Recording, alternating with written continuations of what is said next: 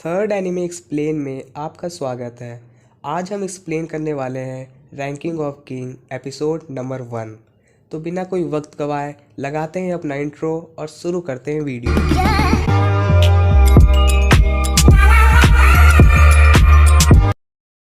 Episode की शुरुआत में दिखाया जाता है एक बच्चे को जिसके सर पर ताज होता है। वो दौड़ता हुआ कहीं जा रहा है। कासल की दीवारों से होते हुए वो नीचे कूद जाता है।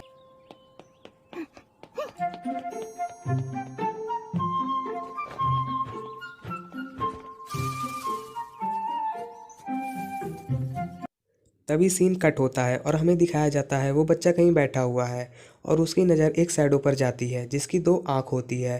वो शैडो भी उसको देख रहा होता है। वो बच्चा उस शैडो को देखकर भाग जाता है तो वो शैडो उसका पीछा करता है और उसके सामने आ जाता है और उससे पूछता है कि तुम कौन हो और तुम्हारे सर पर क्या है। वो बच्चा कुछ नहीं बोल रहा होता तो वो शैडो स्वॉर्ड निकाल लेता और उस बच्चे से पैसे की मांग करता। वो बच्चा इशारों में कहता कि मेरे पास पैसे नहीं है। तो हमें पता चलता कि वो बच्चा ना ही बोल सकता है ना ही सुन सकता है। तब भी उस शैडो को कोई फ़र्क नहीं पड़ रहा होता और उस बच्चे से उसके कपड़े मांगता। वो बच्चा बेझिझक होके अपने कपड़े शैडो को दे देता। Yeah, you play along real nice. Makes things easier on us less. कपड़े देने के बाद वो दोनों एक दूसरे से बात कर रहे हैं और उनको एक दूसरे की बातें समझ में भी आ रही है। तभी वो शैडो उस बच्चे से कल भी कपड़े लाने को कहता। तभी वो बच्चा हाँ में जवाब देकर वहाँ से चला गया।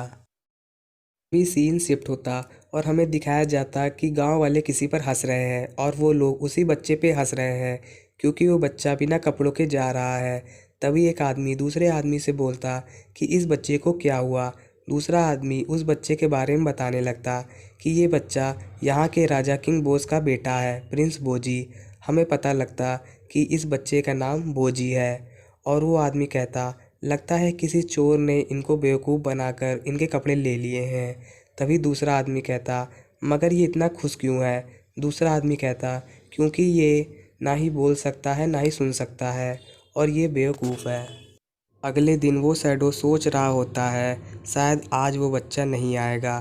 तभी वो सोचता है कि शायद वो बच्चा अपने साथ सैनिक को ना ले आए मुझे मारने के लिए। वो ये बात सोचकर डर जाता है। तभी उस बच्चे की आवाज़ आती है जो उसे पुकार रही होती है।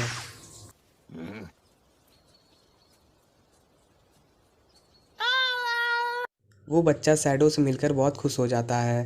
तभी शैडो पूछता है तुम इतने खुश क्यों हो। शायद तुमसे कोई बात करने वाला मिल गया इसलिए। तो बच्चा मुस्कुराता है और शैडो उसका कपड़ा ले लेता है और उसका नाम पूछता है। What's your name anyway? E. Boji, huh? I'm Kage. अब से हम इनको इनके नाम से पुकारेंगे। शैडो का नाम है कागे, बच्चे का नाम है बोजी। कागे बोजी को कहता है अगले दिन भी कपड़े ले आना। बोजी हाँ में जवाब देके चला जाता है और अगले दिन आता है। बोजी अपना कैसल दिखाता है और कहता है मैं एक दिन महान राजा बनूंगा। कागे ये बात सुनकर हंसने लगता है। कहता है ना तुम बोल सकते हो ना ही सुन सकते हो, तुम महान राजा कभी नहीं बन सकते। तभी ये बोझी सुनकर गुस्सा हो जाता है। फिर कागे अपनी बात पलट कर कहता है नहीं तुम एक दिन महान राजा ज़रूर बनोगे। बोझी ये सुनकर खुश हो जाता है और वहाँ से चला जाता है। कागे भी उसके पीछे पीछे गांव चला जाता है और देखता है सारे गांव वाले बोझी के ऊपर हंस रहे होते हैं कि आज भी इसको किसी ने लूट लिया, ये कितना बेवकूफ़ है, ये राजा बनने के हकदार नहीं। कागे ये सब सुनकर खुद के ऊपर पछतावा करता है कि उसके वजह से ये सब हो रहा है। कुछ बच्चे बोझी को परेशान करने लगते हैं। बोझी वहाँ से भागने लगता है अपने कैसल की तरफ। प्रिंस बोजी अपने कासल के अंदर आ जाते हैं और वहाँ के सैनिक प्रिंस बोजी को देख के कहते हैं ये आज भी बिना कपड़ों के आए हैं, ये कितने बेवकूफ़ है। तभी प्रिंस बोजी के सामने क्वीन हीलिंग होती है, मदर ऑफ सेकंड प्रिंस डायडा। क्वीन हीलिंग प्रिंस बोजी से कहती हैं तुम इस तरह बाहर कैसे घूम सकते हो। और ये है स्वॉर्ड मास्टर डोमस। ये प्रिंस बोजी को इशारों में बता रहे होते हैं क्वीन हीलिंग इनसे क्या कह रही हैं। क्वीन हीलिंग कहती है तुम्हारे इस तरह बाहर घूमने से रॉयल परिवार का नाम खराब होता है, तुम लायक नहीं राजा बनने के। कागे ये सब दूर से देख रहा होता है। क्वीन हीलिंग के जाने के बाद डोमस प्रिंस बोजी से कहते हैं किंग आपसे बात करना चाहते हैं, जाके कपड़े पहन लीजिए। अभी सीन शिफ्ट होता है और हमें दिखाया जाता है प्रिंस बोजी अपने कमरे में कपड़े बदलते हुए रो रहे होते हैं और कागे ये सब देख रहा होता है। प्रिंस बोजी अपने आंसू को पोंछते हुए अपने फादर किंग बॉस से मिलने जाता है। अभी कागे भी उसे ढूंढने के लिए बाहर निकलता है और वो जा रहा होता है, तभी उसके सामने एक तलवार आती है जिसे देख के वो डर जाता है और पता चलता है वो तलवार स्नेक हैंडलर बेबिन की है। बेबिन कहता है, तुम तो शैडो क्लैन के परिवार से हो और शायद तुम शैडो क्लैन के आखिरी मेंबर बचे हुए हो और तुम तो अभी बच्चे हो। अगले सीन में हमें किंग बॉस को दिखाया जाता है। रैंकिंग ऑफ किंग में इनकी प्लेस 7वें नंबर पर है। तभी हमें फ्लैशबैक दिखाया जाता है जहां राक्षसों ने इंसानों के ऊपर हमला कर दिया है और किंग बॉस ने अकेले ही सारे राक्षसों के ऊपर was engulfed by the monstrous horde, and the villagers cursed their fate. But then, from out of nowhere, a great man strode forth and fought back with a ferocity beyond words.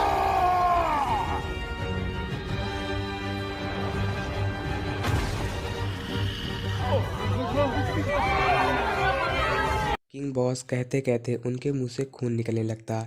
इससे पता चलता है king boss बीमार है, ये कुछ समय के मेहमान हैं, इनकी कभी भी मृत्यु हो सकती है। तो किंग बॉस अपने बेटे को अपने पास बुलाते हैं। किंग प्रिंस बोजी को कहते हैं, मेरे जाने के बाद तुम ही ये राज्य संभालोगे, तुम्हें ताकतवर होना होगा। तभी किंग डोमस को कहते हैं, प्रिंस बोजी को स्वॉर्ड चलाना सिखाओ। डॉमस प्रिंस बोजी को स्वॉर्ड चलाना सिखा रहे हैं।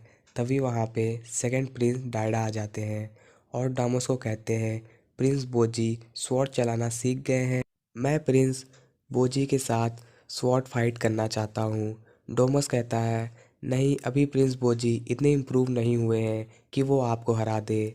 तो प्रिंस डायडा कहते हैं कि फिर मैं आपके साथ लड़ना चाहूँगा। डॉमस लड़ने के लिए तैयार हो जाता है और आमने सामने खड़े हो जाते हैं और फाइट शुरू हो जाती है। He's the spitting image of King Boss!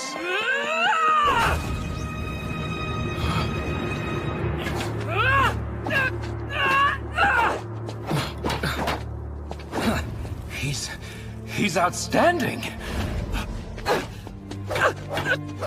How do you like this? Come on, more! Finally डोमस प्रिंस डायडा को हरा देते हैं और मन ही मन सोचते हैं, अगर मैं इनका गुरु होता तो इनको बहुत कुछ सिखा सकता था, इनकी स्किल कमाल की है। बगल में प्रिंस बोजी देख रहा है और वो देखता है उनके गुरु उनके ऊपर ध्यान ना देकर उनके भाई की तरफ ज़्यादा ध्यान दे रहे हैं। तभी प्रिंस बोजी लकड़ी की स्वॉर्ड उठाकर अपने भाई के सामने खड़े हो जाते हैं लड़ने के लिए। में बात होने लगती है कि दोनों प्रिंस में लड़ाई होने वाली है, पता नहीं कौन जीतेगा। सब जानते थे कि दोनों में से कौन जीतेगा और लड़ाई शुरू हो जाती है। Begin!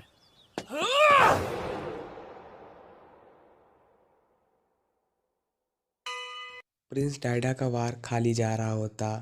प्रिंस डायडा का एक भी वार प्रिंस बोजी को नहीं लग रहा होता है। तभी प्रिंस बोजी मौका देख के उनके सर पर अपनी स्वॉर्ड मार देते हैं और जीत जाते हैं।